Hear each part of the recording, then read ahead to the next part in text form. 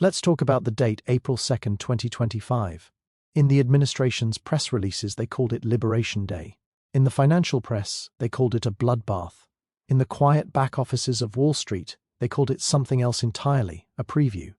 In the 48 hours that followed the announcement of a new global trade war, $5 trillion in stock market wealth simply evaporated. The S&P 500 crashed 10%. It was the worst two-day plunge since the pandemic panic of 2020. But this wasn't a virus. This was a choice. A deliberate, self-inflicted wound to the heart of the global economic system. And then, something just as telling happened, it bounced back. By the end of the year, the markets had not just recovered, they'd hit new highs. Unemployment stayed low, gas prices fell. The official story became one of incredible resilience, of an economy so strong it could take a punch and get right back up. But if you've spent any time around boxing, you know the fighter who shakes off a big hit early in the round isn't always the strongest. Sometimes, he just hasn't felt the concussion yet. That's the central thesis of this analysis. What we are living through is not a new era of unmatched prosperity. It is a sugar coma economy. Think about what happens when you eat pure sugar. Your blood glucose spikes. You get a rush of energy, even euphoria. You feel unstoppable. But that rush is built on a foundation of nothing. If you don't balance it with real nutrition, protein, fiber, sustainable fuel, you crash hard. The nausea, the fatigue, the headache are infinitely worse than the initial high. The American economy is in the rush phase. The sugar is a cocktail of massive, unfunded tax cuts, aggressive deregulation, and unprecedented deficit spending. The rush is real: stock market highs, low unemployment, cheaper gas, bigger immediate paychecks. My argument is not that these benefits are fake. They are very real, right now, today. My argument is about the bill. In any true metabolic process, the bill always comes due. In our economic experiment, that bill is being deferred, hidden in the ledgers of future years and in the fine print of geopolitical gambits. We are enjoying the sugar high. This is the story of what the crash could look like, based not on partisan fear, but on the immutable laws of economic physics and a century of historical precedent. The first promise of this economic era was that inflation would be vanquished, and on the surface, it looks like mission accomplished. The headline rate fell from its painful peak and stabilized. But to believe the fight is over is to look at a coiled spring and see a spoon. There are three powerful forces actively retightening that spring, set to release a new wave of price increases by late 2026. The first is the most direct, the tariff tax. Let's be linguistically precise. A tariff is not a tool, a strategy, or a negotiation tactic. It is a tax. And despite all the political theater about making China pay, the economic reality is simple. American importers pay the tax to the US Treasury, and then they pass that cost on to American consumers. It's a supply chain fact. The so-called Liberation Day policies created the highest average US tariff rate since the 1930 Smoot-Hawley Act. Organizations like the Tax Foundation, which advocates for lower taxes, calculate this as a $1,200 annual increase in costs for the average household. This isn't an opinion, it's arithmetic. When you tax the components that go into a refrigerator, the refrigerator gets more expensive. The second force is a self-inflicted labor supply shock. The mass deportation and immigration enforcement actions removed hundreds of thousands of workers from critical industries: agriculture, construction, food processing, hospitality. Basic economics dictates what happens next. When you artificially and rapidly shrink the supply of workers, the price of labor, wages, goes up. That's good for those specific workers in the short term. But then when the cost of making a house, picking a lettuce, or cleaning a hotel room rises, the price of the final product, the house, the salad, the hotel stay, rises with it. This isn't a theory, it's the causality of the marketplace. You are simultaneously creating a wage increase and the inflation to cancel it out. The third and most dangerous force is the assault on central bank independence. For decades, a global consensus held that monetary policy, the control of interest rates and money supply, must be insulated from daily politics. This is why the Federal Reserve is structured the way it is. The recent, very public campaign to pressure the Fed chair into cutting rates ahead of schedule and the threats to replace officials with more pliant actors isn't just strong-arming, it's a credibility heist. The magic of a central bank doesn't lie in its buildings or its economists. It lies in the market's belief that it will do what is economically necessary, even if it is politically painful. The moment the world suspects the Fed is taking orders from the Oval Office to juice the economy before an election, that credibility shatters. When credibility shatters, inflation expectations become unanchored, a technical term for businesses and workers starting to believe high inflation is permanent, so they preemptively raise prices and demand higher wages, creating a self-fulfilling spiral. Every hyperinflation in modern history, from Weimar Germany to Zimbabwe, started with a government deciding it could command its central bank to print prosperity. This brings us to the legislative engine of the sugar rush, the One Big Beautiful Bill Act. The name may sound like a parody, but its contents are deadly serious economics, a masterclass in the politics of immediate gratification. Let's break down the sweetener first, because it's politically brilliant. The bill made the 2017 tax cuts permanent, ending their scheduled expiration. It introduced popular new deductions, no federal tax on tips, on overtime pay up to a limit, and for many, no tax on Social Security benefits. It created Trump accounts, tax-advantaged savings vehicles for children, for millions of Americans. This translated to a tangible, immediate result, a larger tax refund or more take-home pay this April. To argue against these feels like arguing against sunshine. But economics is the study of trade-offs, not of free lunches. The bitter reality, the fiber and protein missing from this meal, is that none of this was paid for. The much-touted spending cuts from the Department of Government Efficiency amounted to a one-time saving, a rounding error on the annual budget. The tax cuts, however, cost trillions of dollars in recurring, annual lost revenue. The numbers from non-partisan scorekeepers are staggering.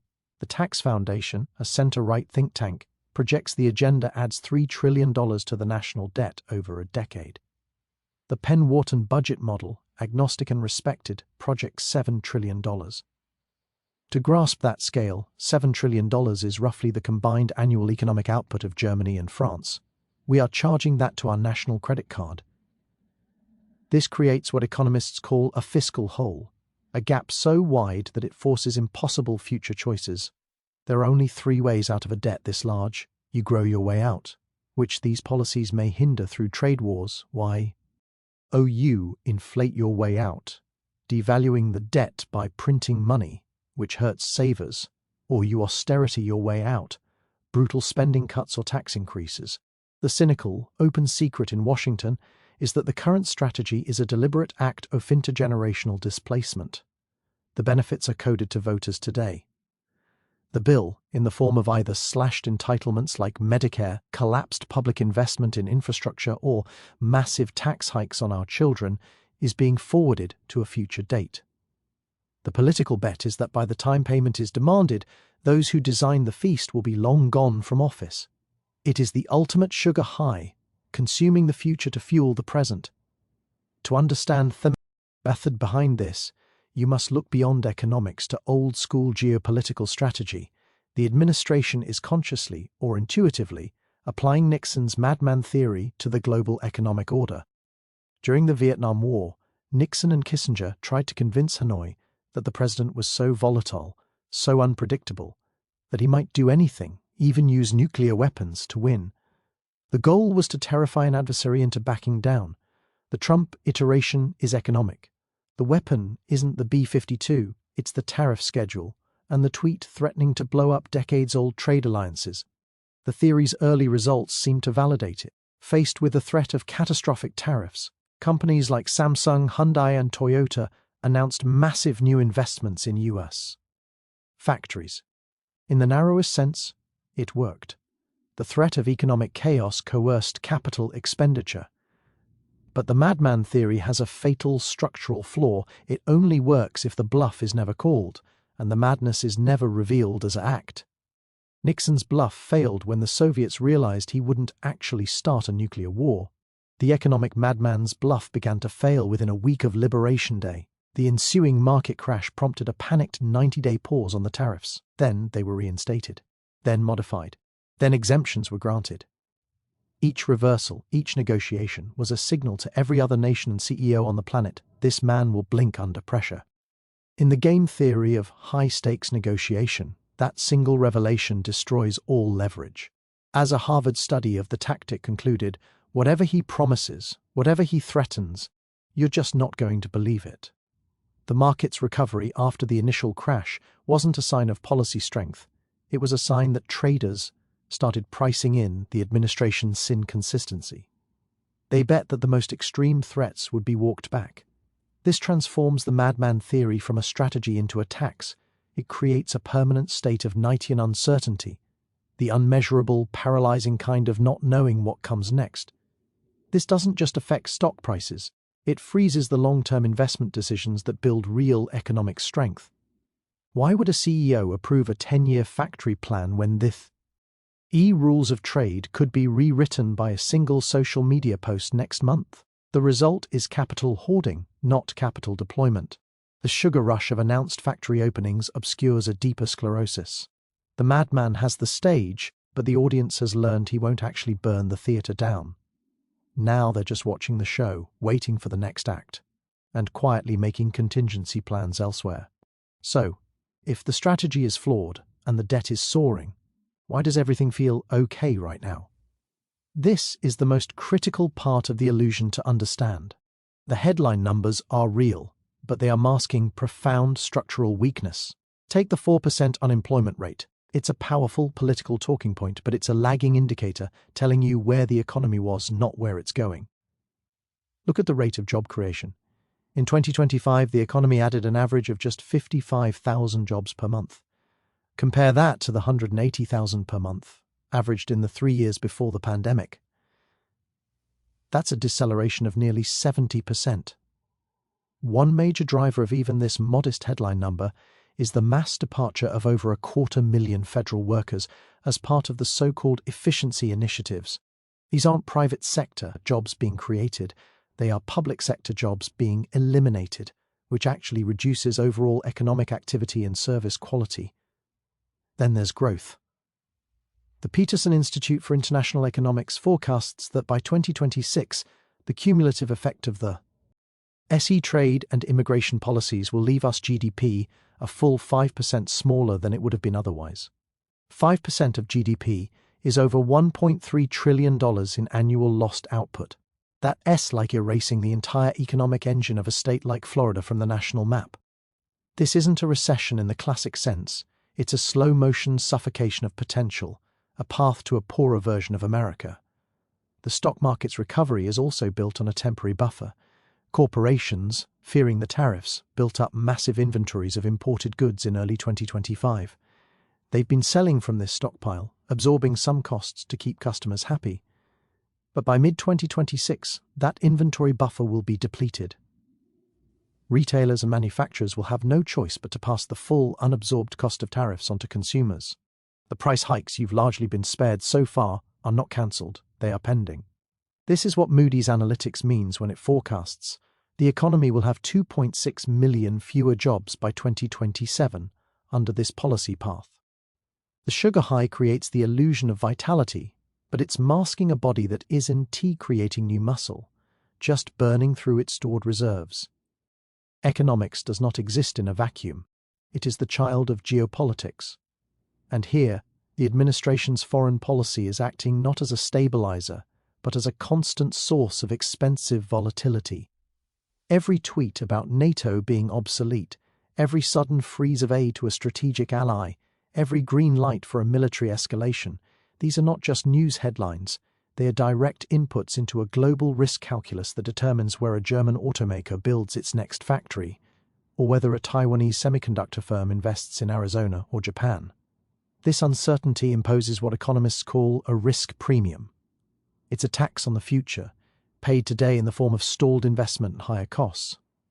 Consider the pillars of the post-World War II system that enabled American prosperity: secure global trade routes, stable alliance structures, and predictable rules of engagement. There is a deliberate policy of undermining these pillars in the belief that America overpays for stability. The result is not a world where others step up to pay more, but a world that becomes more fragmented, more dangerous, and vastly more expensive to operate in. When European allies, shaken by wavering US commitments, accelerate their own independent defense spending, That's not money being saved in Washington, it's money being diverted in Berlin and Paris from trade and investment partnerships with American companies. When a confrontation in the South China Sea or the Strait of Hormuz escalates, the immediate effect is a spike in global shipping insurance rates, a cost passed directly to every importer and exporter. This strategy treats the world like a game of Monopoly, where you can upend the board and still collect $200. In reality, the global economy is a complex, interconnected machine. Deliberately throwing sand in its gears doesn't make it run better for you, it makes it run worse for everyone, including you. The Peterson Institute has quantified this, finding that policy uncertainty alone, separate from the tariffs themselves, has already caused a measurable drop in business investment. CEOs are not making the decade-long billion-dollar bets that drive innovation and productivity when they cannot foresee the basic rules of trade or alliance. This geopolitical gambit isn't just risky diplomacy, it's an active, intentional drain on the long-term productive capacity of the American economy, sacrificing tomorrow's growth for today's theatrical display of defiance. Let's translate this from the abstract to your kitchen table. The good news is tangible. Lower gas prices provide real relief. A larger tax refund feels like a win. If your retirement account is in equities, its paper value has likely recovered. These are not illusions, they are the deliberate, designed effects of the sugar high. The bad news is what those benefits are mortgaging. The cost is in the creeping price increases on the next refrigerator, laptop, or car you buy, increases waiting in the supply chain. It's in the gradual erosion of public services, from infrastructure grants to student aid, as the federal budget is consumed by debt service. It's in the profound uncertainty that makes small business owners hesitant to expand and young families anxious about the future. You are being given a cash advance on your own economic future, with a steep interest rate attached. We are therefore at a fork in the road. One path accepts that this sugar high is the new normal, betting that the promised renaissance will materialize before the debt and inflation compounds into a crisis. This is the "this time is different" gamble. The other path recognizes this as a classic, dangerous cycle of stimulus and reckoning. History is littered with the wreckage of economies that believed they could suspend the laws of financial gravity through force of will or monetary magic. The question for 2026 is not about political affiliation, it's about economic literacy. Do we believe a nation can tariff and tax cut its way to permanent prosperity, or do we recognize that sustainable growth requires difficult, long-term investments in productivity, stability, and fiscal sanity? History's verdict on this experiment is not yet written, but its precedents are clear. Trade wars are not good and easy to win. Debt-fueled booms are followed by painful corrections.